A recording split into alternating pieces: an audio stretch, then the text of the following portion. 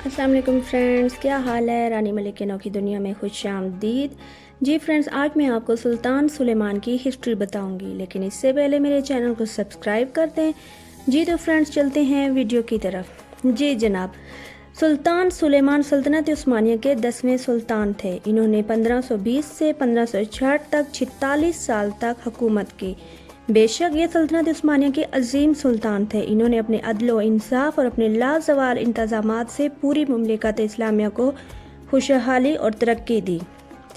सुल्तान सुलेमान ने मुमलिकत के लिए जो कानून साजी का एक ख़ास एहतमाम किया, इस वजह से तुर्की इन्हें सलमान कानूनी के नाम से याद करती है, जबकि मगरबी इन्हें सलमान ज़ीशान, सलमान आलिशान और सुल्तान आज़म कहकर पुकारते हैं। इनकी हुकूमत सरज़मीन में हिजाज़ तुर्की, मिस्र, अलजायर, इराक, यमन, शाम, बैतुल मुक़द्दस और बहरे रूम के इलाके, यूनान और मशरक़ी और मगरबी के हंगरी इलाके शामिल थे।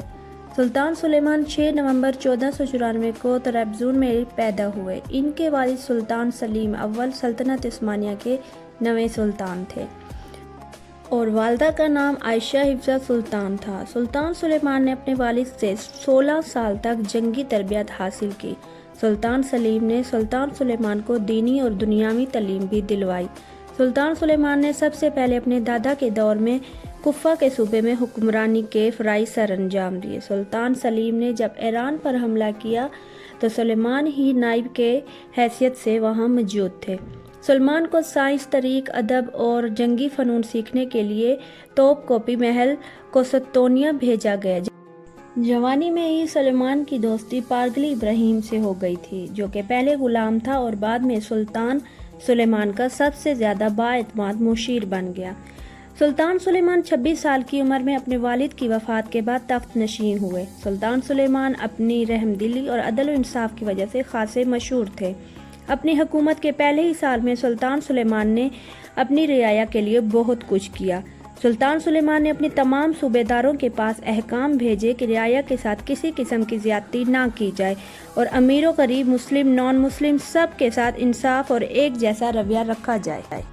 और इसी अहकाम की वजह से हर तरफ अमन व अमान और खुशहाली हो गई।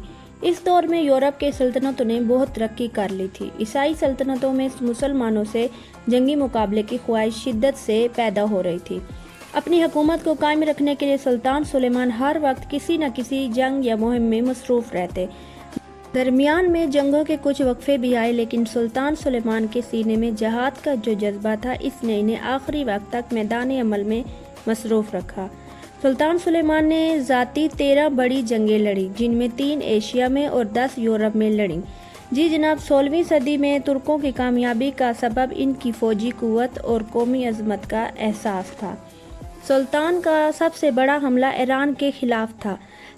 सलमान के वज़ीर आज़म इब्राहिम ने 1534 में तबरीज़ पर हमला कर लिया और सितंबर में सलमान इस शहर में फातिहाना अंदाज में दाखिल हुए। यहाँ से तुर्क फ़ौज ने हमदान के रास्ते बगदाद का रुख किया। सलमान बगदाद में 4 माह तक रहे, फिर ईरानियों ने कुछ इलाकों पर कब्जा कर लिया था, इसलिए तुर्कों ने फिर ईरान का रुख किया, अज़रबैजान और कई इलाके फतह कर लिए। 17 जनवरी 1534 को सलमान वापस कोसतोनिया पहुँच गए। इसके बाद सुल्तान सुलेमान कुछ साल छोटी मोटी मुहिम में मसरूफ़ रहे। इसके बाद सलमान ने ईरान में अंदर तक हमले किए और फिर अदन पर हमला किया और बहरे रूम में अपने ताकतवर बहरी जहाज़ और अमीरुल बहर खैरुद्दीन जैसे कारनामों की बदौलत कई जजीरे भी फतह किए। सुल्तान सुलेमान ने 1523 को अपना नया वज़ीर इब्राहिम पाशा को बनाया। इब्राहिम पाशा ने 13 साल तक इस ओहदे पर काम किया, लेकिन 1536 में सुल्तान ने इब्राहिम पाशा को सजाए मौत दे दी, क्योंकि इसने काफ़ी गलत काम किए। अपने नाम के साथ सुल्तान लगाना शुरू कर दिया और सुल्तान की नज़रों से गिर गया। और ये भी कहा जाता है कि इब्राहिम पाशा सुल्तान सुलेमान की बीवी हुर्रम सुल्तान की साजिशों का भी शिकार हुआ था। जी फ्रेंड, शहजादा मुस्तफ़ा जो कि माह तोरा से था, वो सुल्तान सुलेमान का सबसे बड़ा बेटा था, जो कि तख्त का असली वारिस भी था और सुल्तान सुलेमान इसे अपना जानशीं बनाना चाहता था, पर हुर्रम सुल्तान अपने बेटे को सुल्तान बनाना चाहती थी। शहजादा मुस्तफ़ा को 6 अक्टूबर 1553 को सुल्तान सुलेमान ने गद्दारी के जुर्म में सजाए मौत दे दी, जिसके लिए हुर्रम सुल्तान अरसे से साजिशें कर रही थी। جی فرینڈ، آسٹریا کے قلعے کے فتح کے درمیان سلطان سلیمان وفات پا گئے۔ جی جب لشکر اسلام فتح کے بعد محل میں داخل ہو رہا تھا تو کسی کو پتہ نہیں تھا کہ ان کا محبوب سلطان اب اس دنیا میں نہیں رہا۔ سلمان کی میت کو واپس قسطنطنیہ لایا گیا، جہاں ان کی تعمیر کردہ مسجد سلیمانیہ میں انہیں دفنایا گیا۔ جی فرینڈز، اگر آپ کو یہ ویڈیو اچھی لگی ہو تو اسے شیئر اور لائک کریں اور کمنٹس میں بتائیں کہ آپ کو یہ ویڈیو کیسی لگی۔ ملتے ہیں نیکسٹ ویڈیو میں۔ اللہ حافظ۔